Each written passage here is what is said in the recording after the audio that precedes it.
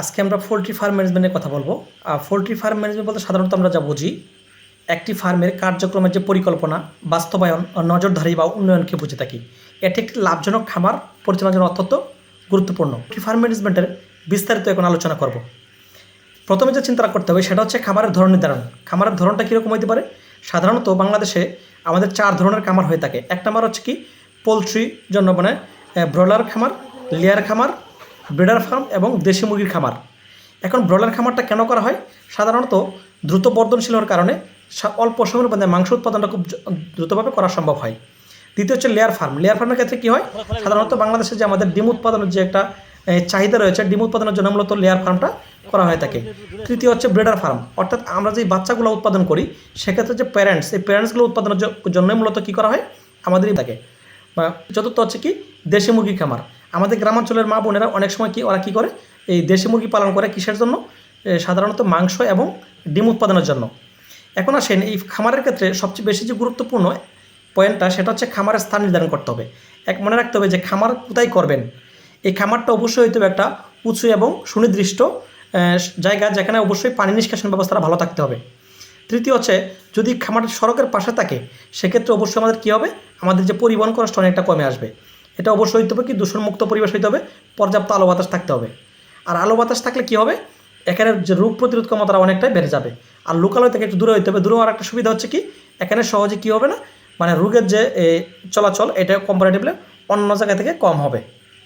এখন আসেন যে গড়ের নকশা এবং স্থাপন কোথায় হবে। গড়ের নকশাটা সাধারণত মনে রাখতে হবে আমাদের গড়টা সবসময় পূর্ব এবং পশ্চিম বরাবর হইতে হবে। পূর্ব পশ্চিম বরাবর হওয়ার কারণটা কি? কারণটা হচ্ছে সেক্ষেত্রে এই ঘরের মধ্যে সর্বোচ্চ পরিমাণ আলো বাতাস প্রবাহিত হবে। আর সর্বোচ্চ পরিমাণ আলো বাতাস যখন প্রবাহিত হবে তখন মুরগির স্বাস্থ্য সবচেয়ে বেশি ভালো থাকবে।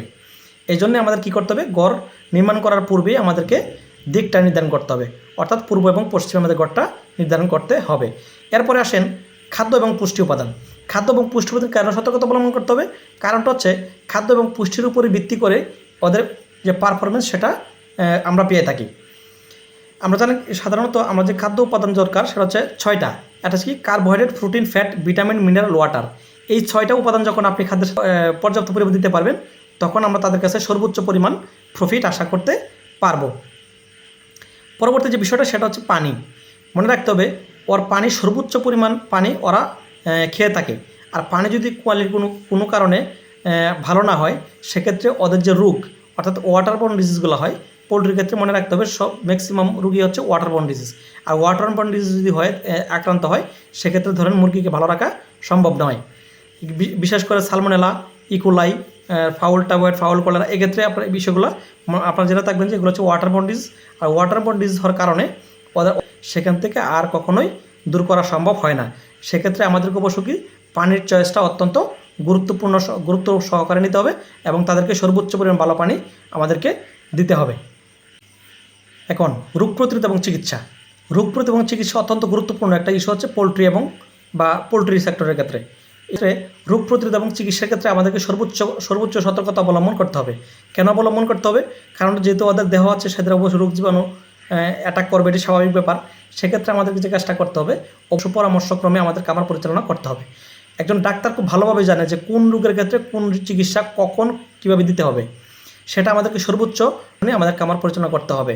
আপনারা যদি অনেকেই আছেন যারা হচ্ছে অন্যান্য খামারি কিংবা অন্যান্য যারা নন টেকনিক্যাল রয়েছে তাদের কাছ থেকে পরামর্শ নিয়ে আপনারা খামার পরিচালনা করার চেষ্টা করেন, যা একটা মানে আমার কাছে মনে একটা বৃথাপন্থা। সেক্ষেত্রে অবশ্যই আপনাকে যেহেতু ডাক্তার রয়েছে, ভেটেরিনারি ডাক্তার রয়েছে, এই ডাক্তারদের পরামর্শক্রমে আপনি খাবারটা পরিচালনা করবেন। সেক্ষেত্রে আপনার অনেক টাকা পয়সা বেঁচে যাবে। কারণ অপ্রয়োজনীয় যখন মেডিসিন আপনার মুরগি সেক্ষেত্রে আপনার ওই টাকাটা সেভ হবে, অর্থাৎ আলটিমেটলি আপনি লাভবান হবেন। অবশ্যই এই জন্য অবশ্যই ডাক্তারের পরামর্শ নেবেন এবং একজন ডাক্তারের পরামর্শ নিলে একটা সুবিধা হয় কি আপনার খামারের যে রেকর্ড, এই ডাক্তার সেই রেকর্ডটা ভালোভাবে জানবে এবং একের পর এক অর্থাৎ কোনটার পর কোন ওষুধ দিতে হবে এই ডাক্তার অনায়াসে আপনাকে এই পরামর্শটা দিতে পারবে। এই জন্য আমি আমার প্রিয় খামারিদেরকে উদ্দেশ্যে বলবো আপনারা অবশ্যই ডাক্তারের পরামর্শ নিন এবং আপনার খামারটা পরিচালনা করুন, আপনারা লাভবান হন। এভাবেই আমাদের এই প্রাণী সম্পদ সেক্টর যেটা রয়েছে এটা আশা করছি যে এই ডাক্তারদের সুপরামর্শক্রমে অনেক দূরে এগিয়ে যাবে এবং আমাদের প্রান্তিক খামারি ভাইয়েরা যারা আছে তারা অনেক ভালো থাকবে, তারা লাভবান হবে।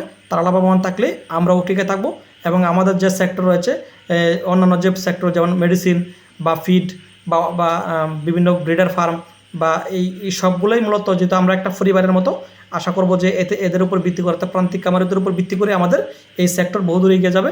এই কামনা রইল। সবাই ভালো থাকুন, সুস্থ থাকুন। আসসালামু আলাইকুম।